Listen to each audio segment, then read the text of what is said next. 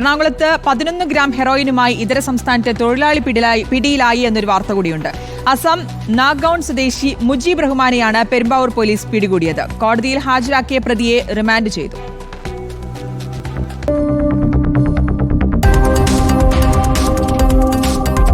വ്യാഴാഴ്ച രാത്രി 12:30 മാറമ്പിള്ളിയിൽ മയക്കുമരുന്ന് വിൽപ്പനയ്ക്കെത്തിച്ചപ്പോൾ കൈയോടെ പോലീസ് പ്രതിയെ കസ്റ്റഡിയിലെടുക്കുകയായിരുന്നു.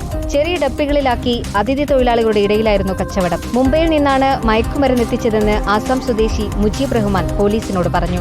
ആസാമിലും കേരളത്തിലും കേസുകളിൽ പ്രതിയായ ഇയാൾ പോലീസ് നിരീക്ഷണത്തിലായിരുന്നു. ഇൻസ്പെക്ടർ TM സൂഫി, SI മാരായ rinse, M Thomas, PM Razak, Eldho എന്നിവർ ചേർന്നാണ് പ്രതിയെ പിടികൂടിയത്.